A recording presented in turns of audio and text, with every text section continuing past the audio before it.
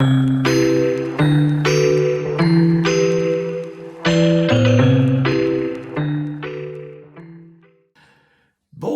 à tous, une joie pour nous, Agnès et moi, d'être encore en connexion avec vous.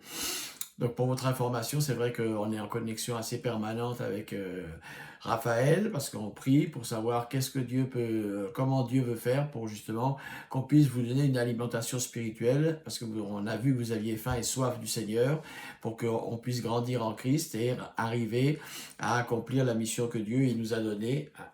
Et donc aujourd'hui, on va continuer à présenter, on en a déjà parlé, de l'école de disciples, et on va voir simplement maintenant quel est l'objectif de l'école des disciples.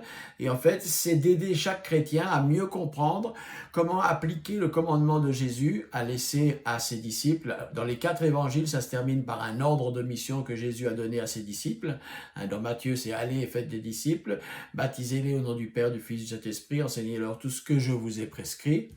Et voici, dans la mission, je serai avec vous tous les jours jusqu'à la fin du monde. » Et donc ça, c'est la promesse merveilleuse que le Seigneur nous accompagne, c'est quand on est dans la mission. C'est comme l'Éternel est le bon berger, je ne manquerai de rien, je manque de rien quand l'Éternel est mon bon berger et quand je fais ce qu'il me demande.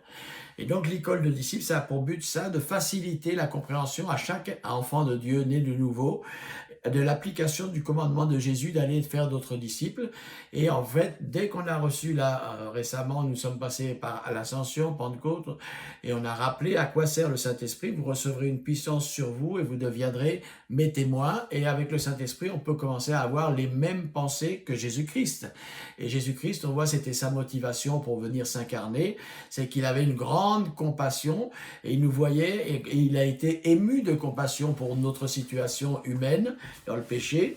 Et donc il a dit à ses disciples, priez le maître de la moisson d'envoyer des ouvriers dans la moisson. Et c'est ça que nous on fait, on va répondre à ça, on sait que le Seigneur va envoyer des ouvriers dans la moisson. Et par la grâce de Dieu, déjà, ce qu'il faut établir, c'est que chaque chrétien né de nouveau pour Dieu, c'est un ouvrier potentiel pour répondre à son appel de faire des disciples. Et l'école de disciples, elle est destinée à tous ceux qui veulent être des ouvriers dans la moisson.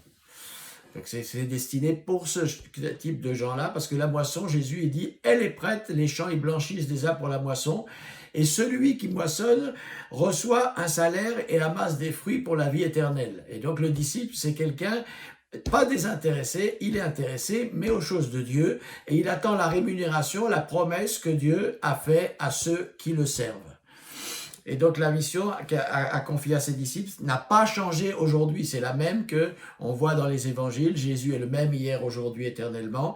Et aujourd'hui, si on veut vraiment obéir au Seigneur, nous devons faire des disciples qui vont faire d'autres disciples. C'est ce que Paul a enseigné à Timothée, son enfant dans la foi.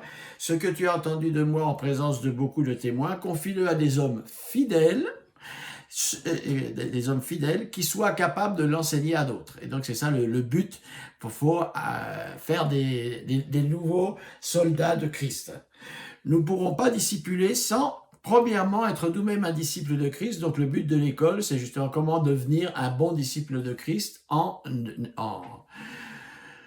imitant Jésus-Christ. Et être un bon disciple de Christ, c'est pas simplement savoir amener des enfants, des personnes nouvelles à Christ, c'est aussi les alimenter, les consolider dans leur foi, leur donner le lait non adultéré de la parole de Dieu, afin que, comme Pierre dit, ils puissent grandir pour le salut, être affirmés, qu'ils puissent aussi découvrir les dons que chacun de nous on a reçus, afin de pouvoir servir et travailler efficacement dans les affaires du Père. Donc tout au long de notre étude, nous découvrirons pourquoi faire des disciples est crucial pour l'Église.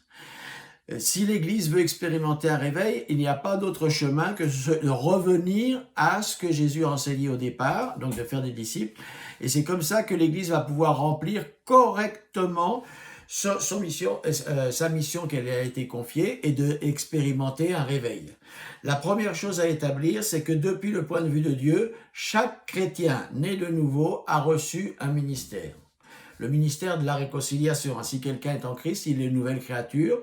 Toutes choses anciennes sont passées.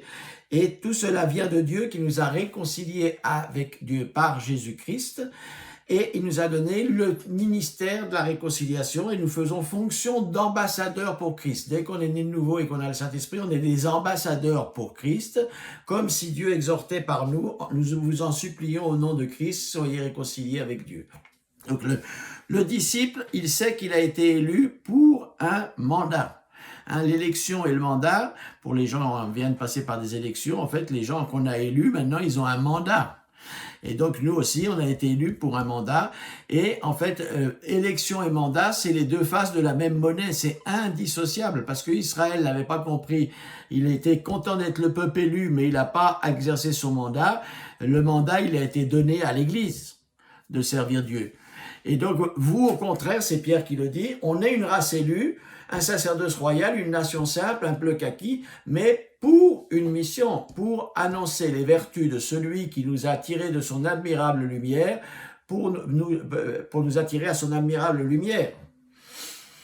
Nous devons donc accepter le mandat que Dieu nous a donné et comprendre que nous sommes des collaborateurs de Dieu.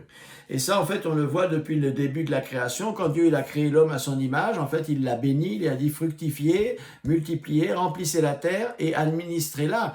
Donc, Dieu, il a décidé d'agir sur la terre au travers de son peuple.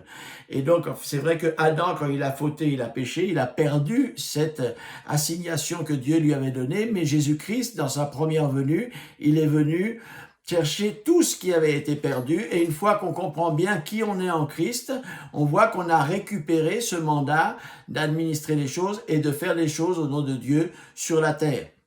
Et on le voit aussi dans 1 Chronique 14, parce qu'en fait, on dit le réveil, c'est quelque chose que Dieu fait, mais en fait, c'est pas tout à fait comme ça, parce que il est marqué dans 1 Chronique, c'est un verset que normalement, on va connaître, on va repasser dans notre cœur, parce que c'est important, et en fait, Dieu nous a donné un rôle protagoniste dans l'histoire de l'humanité.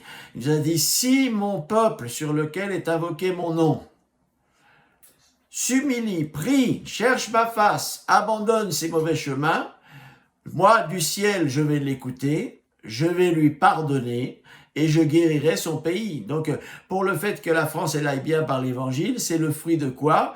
C'est le fruit du peuple de Dieu qui s'humilie, qui cherche la face de Dieu, qui abandonne ses mauvais chemins et qui fait la volonté de Dieu. Et donc, on découvrira enfin que comme la meilleure manière d'apprendre à nager, c'est de plonger dans l'eau, la meilleure manière de suivre Jésus et de faire des disciples, c'est de le faire. Et donc, on va être poussé à l'action. Cette école de disciples, c'est pas pour nous remplir la tête, c'est pour vraiment recevoir la capacité, une formation qui va nous permettre de répondre à l'appel qu'on a reçu. Et être un disciple, c'est plus qu'être un converti. C'est être un apprenti qui a la motivation de devenir un maître. Le disciple, il va devenir tout disciple accompli, c'est Jésus qui parle. Il sera comme son maître. Et donc ça, c'est pour nous, c'est important, c'est l'expectative qu'on a que par le Saint-Esprit et la grâce de Dieu, on peut devenir de plus en plus comme Jésus-Christ, notre bien-aimé. Donc le disciple, c'est quelqu'un qui n'en reste pas à la conversion, il veut marcher avec Christ, il veut lui ressembler chaque jour davantage en grandissant dans son caractère et en apprenant à faire la volonté de Dieu, parce que Jésus-Christ, c'est ça, souvent il se présente, je ne suis pas venu faire ma volonté, mais la volonté de celui qui m'a envoyé, et ma nourriture, il dit à ses disciples un jour, c'est de faire la volonté du Père. Et donc nous, en fait, si on veut vraiment avoir les pensées de Jésus-Christ et imiter Jésus-Christ, on doit apprendre à faire la volonté du Père. D'abord, avant de la faire, il faut la comprendre. Donc la dynamique de l'école des disciples, c'est d'entraîner ceux qui veulent, entre d'autres chrétiens, à devenir des acteurs dans la moisson. On prie le maître de la moisson d'envoyer des ouvriers, mais une fois qu'ils arrivent, on les forme. Voilà, je vous souhaite déjà, c'est juste un petit message pour vous lire une introduction de ce que c'est l'école des disciples, qu'est-ce que c'est la vision. Et là, juste, ensuite, je vais faire un message sur qu'est-ce que le réveil. Parce qu'aujourd'hui, on parle beaucoup de réveil dans l'Église. Et en fait, on va voir comment commence un réveil. Donc, je vous dis à bientôt. Et on prie les uns pour les autres. On prie pour ce projet de cette école.